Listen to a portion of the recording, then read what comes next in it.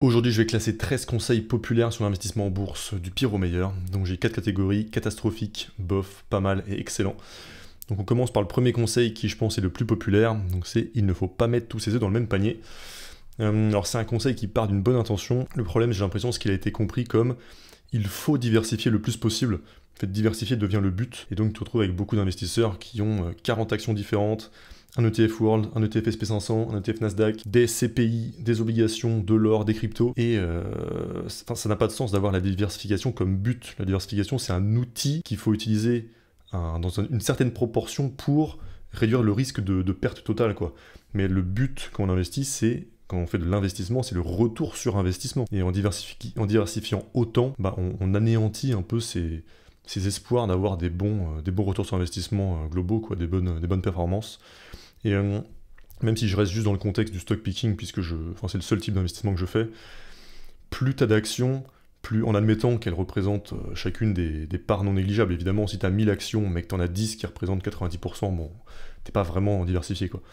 Mais en dehors de ça, plus t'as d'actions, plus tes performances elles vont se rapprocher de l'indice de référence. Donc à ce niveau-là, autant juste acheter l'ETF qui réplique l'indice, quoi. Donc en gros, sur cette histoire de diversification, c'est juste que oui, il faut pas mettre tous ses œufs dans le même panier, parce que si tu as un seul panier, c'est-à-dire un seul actif, comme par exemple une seule action, dans ce cas-là, même si tu as fait l'analyse parfaite avec 100%, admettons que théoriquement tu es 100% de l'information, tu saches tout, tu as fait une analyse sans aucune erreur, sans aucune faille, ce qui déjà dans la pratique est impossible, même si tu as fait ça, dans tous les cas, dans le futur, comme ça reste quand on investit, on fait des paris, quoi. On essaie de faire des paris en mettant les probabilités en notre faveur, mais on n'est jamais sûr à 100% de ce qui va se passer.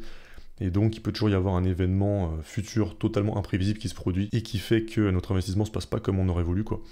Donc, c'est pour ça qu'il faut diversifier un minimum, en effet. Je dirais, il n'y a pas de règle parfaite, mais peut-être on considère qu'en stock picking, il faut avoir viser au moins 6-8 actions, voire 10, ce genre, dans ces eaux-là, quoi. Mais après, pour moi, c'est plus une question de bon sens, où il faut juste se demander, est-ce que selon moi, la meilleure opportunité à l'instant T, c'est sur une action que j'ai déjà ou pas?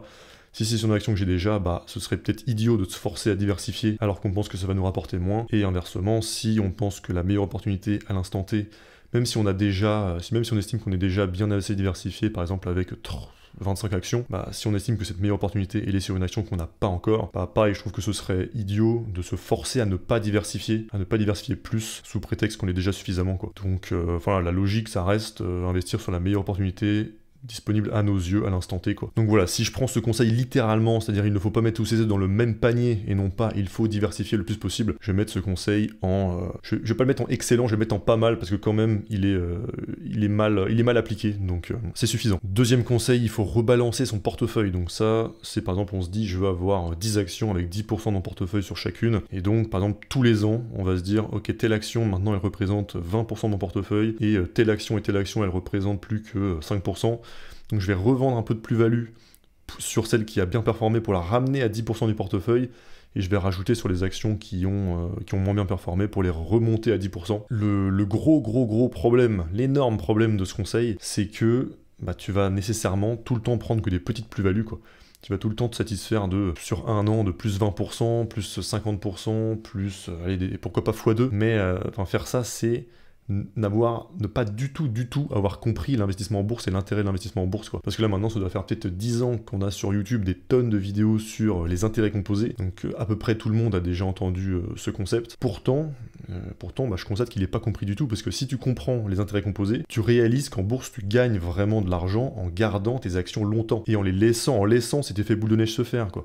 Si tu as une action par exemple qui fait du 15% par an de performance, au bout de 5 ans ce sera un x2, au bout de 10 ans un x4, au bout de 15 ans un x8, au bout de 20 ans un x16, au bout de 25 ans un x32 et au bout de 30 ans un x64, c'est-à-dire transformer par exemple 10 000 euros en 640 000 euros ou 100 000 euros en 6 millions 4, quoi. Mais si tu rebalances ton portfolio, tu anéantis totalement tes chances de voir un jour ce genre de gain, alors que la bourse ça sert à ça, quoi. Donc ce conseil, c'est un conseil que je donnerais à mon pire ennemi si je voulais être sûr qu'il finisse pauvre.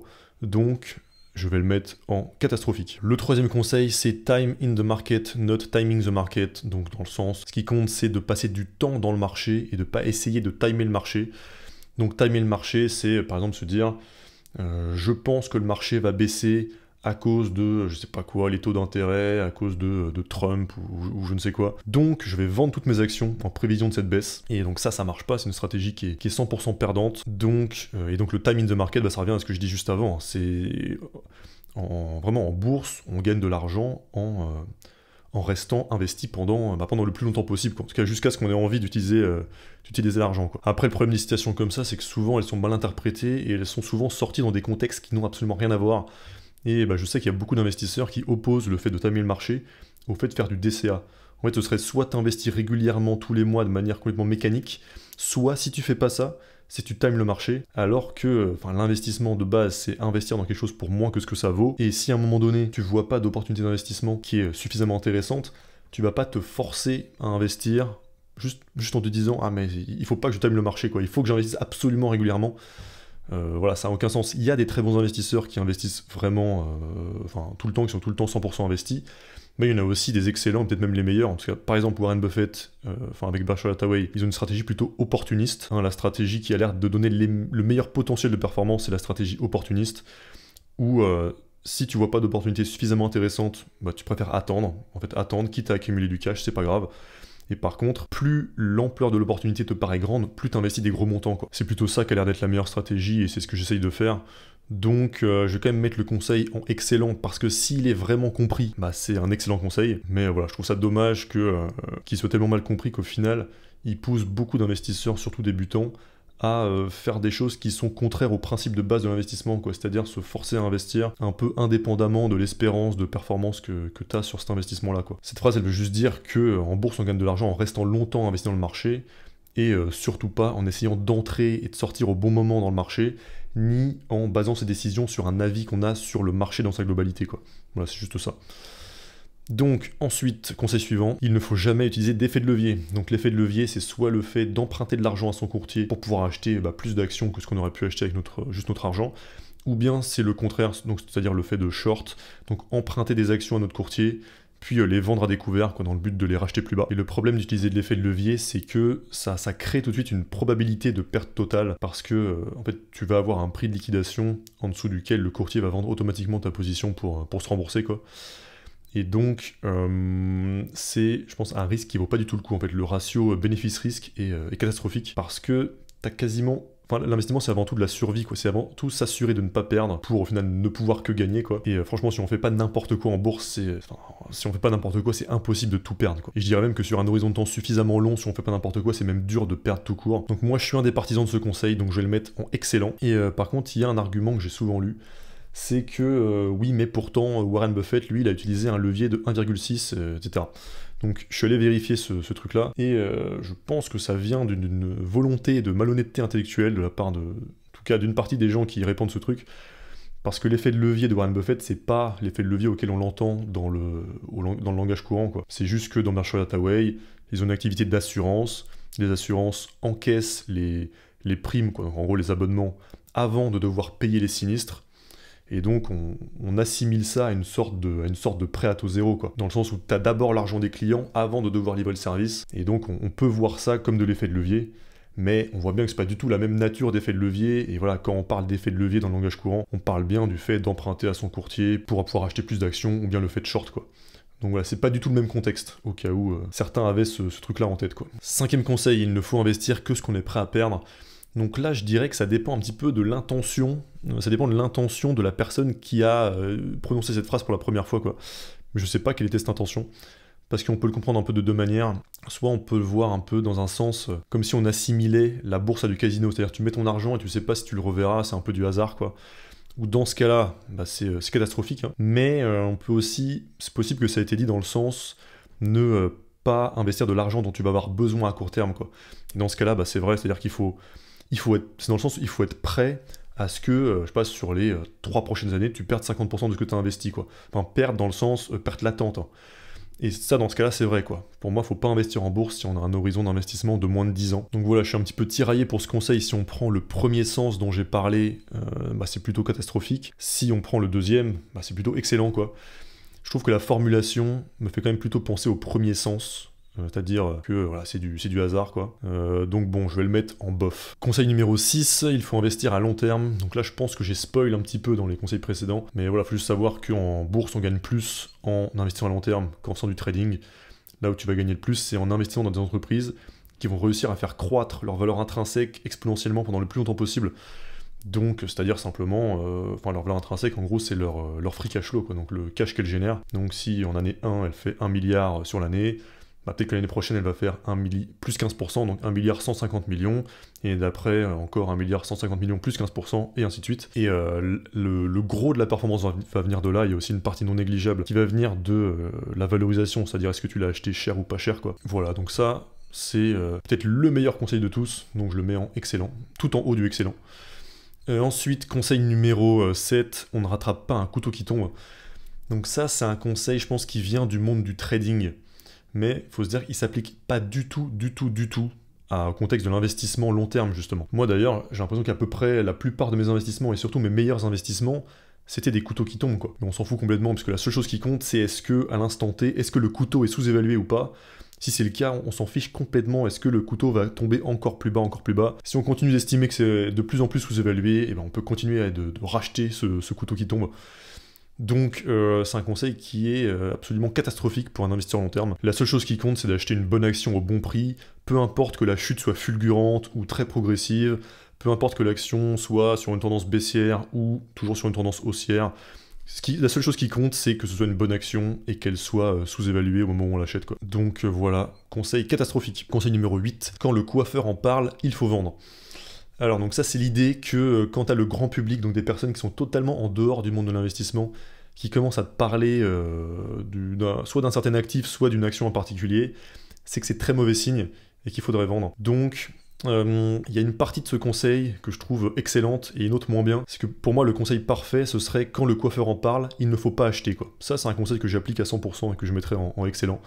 Mais bon, il est jamais exprimé comme ça. Le problème de vente, c'est que même s'il y a une hype irrationnelle sur l'action en question, si ça reste une bonne action, alors déjà, tu peux pas savoir combien de temps la hype va durer. Elle va peut-être durer tellement longtemps qu'au final, tu vas vendre beaucoup trop tôt.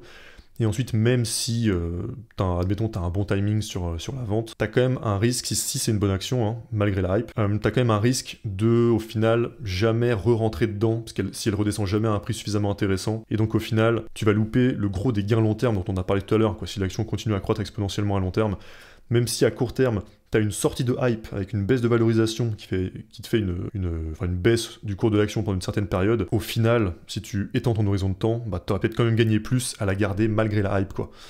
Donc voilà, c'est pour ça que je suis pas... Enfin, j'ai tendance à vendre le moins possible, voire jamais ou quasiment jamais.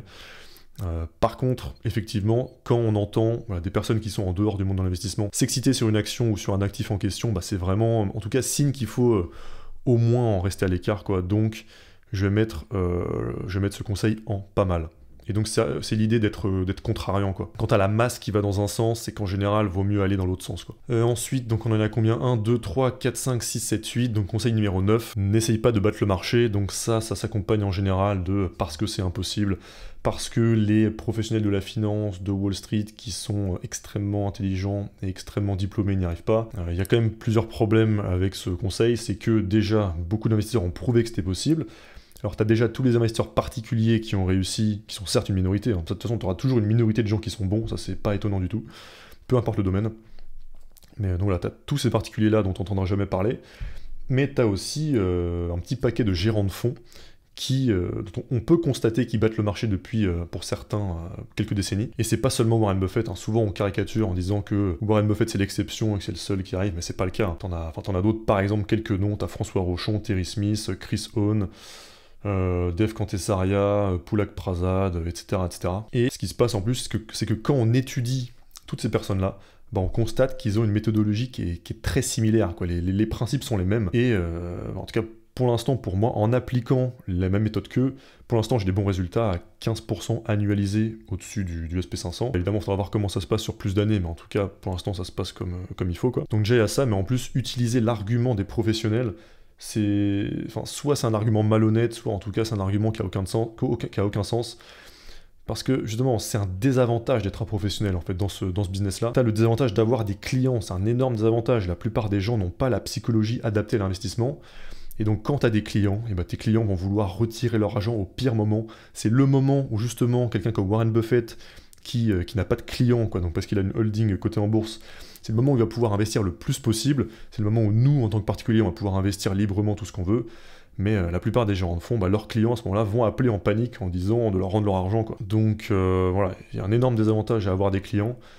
Et en plus, par défaut, les gérants de fonds ont de mauvaises incitations. Et donc l'incitation à laquelle succombent la plupart des gérants de fonds, c'est d'attirer le maximum de clients en investissant dans ce qui est à la mode à l'instant T, dans le but d'attirer un maximum de clients pour maximiser les actifs sous gestion, puisque le gros de leur rémunération, c'est des frais sur le montant de l'actif sous gestion. Donc la plupart n'ont même pas pour but de battre le marché, en fait. Tout ce qu'ils veulent, c'est suivre ce que les particuliers veulent, tu vois, donc les particuliers vont vouloir ce qui explose à court terme, et rester dans le consensus, quoi. Donc, voilà. Et puis surtout, le pire de ce conseil, c'est qu'en fait, tous les conseils en général dans la vie qui consistent à dire n'essaye même pas de faire ça, parce que de toute façon tu vas pas y arriver, c'est impossible, à partir du moment où il n'y a pas de loi physique qui empêche de faire le truc, je vois ça comme quelque chose de criminel, quoi. C'est, les gens qui font ça, ça fait partie des pires trucs que tu puisses faire pour l'humanité, quoi. C'est décourager les gens d'être ambitieux, quoi. Donc, c'est un conseil catastrophique. Et par contre, attention, je dis pas que tout le monde devrait essayer de battre le marché. Mais je dis juste que c'est un mauvais conseil de dire aux gens, n'essaye même pas de le faire, parce que de toute façon, tu n'y arriveras pas, c'est impossible. Évidemment, je comprends quelqu'un qui dit, moi je m'en fous, ça m'intéresse pas, ça me va d'avoir la performance du marché, je vais investir dans un ETF qui réplique le SP500, quoi. Ça, il n'y a pas de lézard. Donc, voilà, donc ça, catastrophique, donc ça fait 1, 2, 3, 4, 5, 6, 7, 8, 9, on passe au conseil numéro 10. Personne ne s'est jamais ruiné en prenant ses profits. Donc là, on retrouve le même problème que dans le cas du rebalancement de portefeuille. C'est que, alors, en effet, tu peux pas te ruiner en prenant tes profits. Par contre, tu peux te retrouver avec un coup d'opportunité qui est énormissime, quoi, qui est colossal. Enfin, si tu as une action qui fait un x2, admettons, en un an, parce que la valorisation a augmenté, tu la revends très fièrement en te disant c'est génial, j'ai fait un x2, et puis de toute façon, je peux pas me ruiner en prenant mes profits. Mais peut-être que cette action, c'était une entreprise d'excellente qualité, qui avait encore un potentiel de croissance long terme, et peut-être que sur les 5 années suivantes, elle aurait encore fait, comme je disais tout à l'heure, par exemple, un 15% par an. Et donc toi, le fait de ce x2 que tu as eu, ça aurait pu être encore un multiplicateur. C'est-à-dire que si tu as un 15% par an pendant 30 ans, c'est fois 64, toi ton x2 l'aurait amené à un fois 128, quoi. Et donc là, en fait, tu gâches tout en prenant tes profits. Donc ça, c'est un conseil que je vais mettre dans catastrophique, parce que donc si tu suis ce conseil, t'es condamné en effet à pas battre le marché, ça c'est sûr, et avoir des performances qui sont pas terribles, quoi, et avoir des énormes coups d'opportunité. Et donc, si au final on se retrouve avec, 100 000 au lieu de 2 millions, on peut considérer en quelque sorte qu'on est ruiné, quoi, par rapport à ce qu'on aurait dû avoir. Donc voilà, catastrophique. Ensuite, conseil suivant, il faut laisser courir ses gains et couper ses pertes. Donc là, je suis à moitié d'accord, moitié pas d'accord. Donc évidemment, la première partie de la phrase, là, on a bien compris que c'était une des clés pour avoir des bons gains en investissement en bourse, hein. Donc il faut laisser courir ses gains, oui. Par contre, je suis pas trop d'accord avec il faut couper ses pertes. Parce que le problème, c'est que à partir de quand tu considères que c'est une perte irrémédiable, quoi, que l'entreprise en fait va pas ensuite se retourner pour devenir est-ce que ces pertes vont pas devenir des gains, quoi. Donc tu as un risque de vendre trop tôt en te disant ok, c'est une perte, je la vends, et au final l'action s'envole après, quoi. Moi, la plupart, voire tous mes investissements, je les fais quand il y a un problème à court terme, ce qui permet d'avoir des bonnes valorisations. Je me suis retrouvé quasiment à chaque fois en fait avec des pertes latentes pendant quelques mois, voire un an ou deux. Et au final, à la fin, parfois c'est ce qui m'a donné mes plus gros gains, quoi. Donc heureusement que j'ai pas coupé mes pertes. Donc voilà, il y a ce problème de réussir à évaluer est-ce que c'est vraiment, est-ce que c'est une perte qui va rester une perte, quoi. Est-ce que c'était vraiment une erreur? Pour ça, il faudrait réussir à évaluer. Est-ce que les fondamentaux de l'entreprise se sont détériorés de façon irrémédiable, tout ça? Ce qui déjà est pas facile. Et puis je me demande même, est-ce que ça vaut le coup d'essayer? Parce que, donc déjà, tu as le risque de te tromper, hein, donc de faire toute cette analyse pour au final conclure que oui, cette entreprise, elle va pas s'en sortir. Enfin, elle va pas remonter quand je gagnerai rien avec. Donc, je la vends. Donc, tu as le risque de te tromper là-dessus, mais en plus, c'est que même si tu as raison, je trouve que t'as pas tant à gagner que ça à essayer, quoi. Parce que si tu fais pas n'importe quoi avec tes investissements, aller sur tes actions perdantes, admettons, tu vas peut-être perdre. Déjà, au pire, tu perds une fois ta mise, et dans la plupart des cas, je sais pas, sur tes pires investissements, peut-être tu vas perdre 50% de ce que tu as investi. Même parfois, tu vas juste rester flat, quoi, tu vas rien perdre. Donc ce que j'ai l'impression, c'est qu'en fait, en essayant de couper tes pertes, t'as beaucoup à perdre, en potentiel coût d'opportunité, mais t'as pas grand chose à gagner, parce que donc voilà, d'un côté tu peux perdre au maximum une fois ta mise, ou la moitié de ta mise et tout, mais tes actions gagnantes, elles vont te rapporter 2 fois ta mise, 5 fois ta mise, 10 fois ta mise, 20 fois ta mise, et c'est ce qui pourrait arriver sur justement une action que tu as voulu couper pour couper tes pertes, qui ensuite se révèle être un winner, quoi. Donc je trouve que le ratio bénéfice-risque d'essayer de vendre ces actions perdantes, et donc d'essayer de couper ses pertes, bah, je trouve qu'il est pas terrible au final. Voilà, je vais mettre ce conseil je vais le mettre en pas mal. Ensuite, conseil numéro 12, avant-dernier conseil. Donc on l'entend en général en anglais, donc be fearful when others are greedy and be greedy when others are fearful. Donc c'est l'idée d'avoir peur quand tout le monde est cupide, et d'être cupide quand les autres ont peur. Donc ça rejoint donc le fait d'être contrariant. Donc voilà, quand le coiffeur en parle, il faut vendre. Sauf que là, il n'y a pas la notion de vendre. Justement, là, pour moi, c'est parfait, c'est que quand les gens ont peur, t'achètes, et quand les gens sont cupides, t'achètes pas, quoi. Donc ça, pour moi, c'est un conseil qui est excellent, c'est un des meilleurs conseils, un des plus importants. Et puis, c'est aussi le sujet du contrôle émotionnel, quoi. Donc réussir à rester totalement froid émotionnellement, et même de réussir à tirer avantage des émotions des autres. C'est-à-dire quand t'observes beaucoup de peur, toi, tu dois arriver à un stade où ça t'excite, quoi, où tu te dis, ok, c'est là qu'il y a une opportunité. Et à l'inverse, quand tu vois tout le monde qui s'excite sur certains actifs ou certaines actions, et que tu sens qu'il y a de l'émotion, quoi, qu'il y a quelque chose d'euphorique, quelque chose d'irrationnel, bah là, ça doit, justement, tu peux l'utiliser comme information en te disant, ça veut dire qu'il faut faire attention, quoi. Donc, ouais, ça, c'est un des meilleurs conseils. Et on peut maintenant passer au 13e et dernier conseil de cette vidéo. C'est mieux vaut acheter une entreprise extraordinaire à un prix ordinaire, quoi, à un prix correct, à un prix juste, plutôt qu'une entreprise moyenne à prix extraordinaire. Donc pour ce conseil, le truc, c'est que si tu achètes une entreprise moyenne à un prix extraordinaire, c'est-à-dire ultra pas cher, bah ça veut dire que ton objectif, en fait, les entreprises moyennes comme ça, elles vont pas bien faire croître leurs fondamentaux à long terme, quoi. On a vu que le gros de la performance en bourse, ça vient de ça. Ça veut dire que ton objectif, ça va être de la revendre quand son prix sera redevenu plus raisonnable, quoi. Donc en gros, c'est t'achètes une entreprise moyenne, pas chère, et tu la revends à son prix juste. Donc en général, tu vas faire du plus 50%, du x2, peut-être éventuellement du x3 dans le meilleur des cas, quoi. Mais par contre, c'est pas ces entreprises qui vont avoir des croissances exponentielles de leurs fondamentaux sur le long terme, quoi. Et donc tu perds un des avantages principaux de l'investissement en bourse, alors que si tu achètes des entreprises extraordinaires à des prix corrects, et bah tu vas maximiser le vecteur numéro 1 de performance en bourse, qui est donc la croissance des fondamentaux, et en achetant à prix correct, bah, tu vas faire en sorte que la valorisation à laquelle tu achètes ne vienne pas freiner, quoi, ne vienne pas handicaper cette performance. Le problème de ce conseil, c'est que la notion de prix correct, j'ai remarqué qu'elle variait dans le temps, en fait. Et plus les valorisations récentes, quoi, du marché à ce moment-là sont élevées, plus que les gens considèrent comme une valorisation correcte, plus que les gens considèrent comme un prix correct, devient de plus en plus élevé, quoi. Et donc c'est là qu'il y a un danger, c'est que dans la pratique, beaucoup, je constate, utilisent cette citation pour justifier en fait d'acheter les meilleures entreprises, ça ok, mais à n'importe quel prix. Et à des prix où, à mon avis, ils vont le regretter, en tout cas la performance sera pas la performance attendue, quoi. Mais en tout cas, si on prend ce conseil vraiment, en prenant vraiment des prix corrects, je vais le mettre en excellent, puisque c'est un conseil qui permet d'utiliser l'avantage principal de l'investissement en bourse, c'est-à-dire cette croissance exponentielle des fondamentaux sur la durée, quoi, pour les meilleures entreprises. Et puis si on achète vraiment à un prix correct, on n'aura pas notre performance qui sera handicapée par le fait d'avoir acheté trop cher, voire même on aura notre performance qui sera boostée par le fait d'avoir acheté à un bon prix, quoi.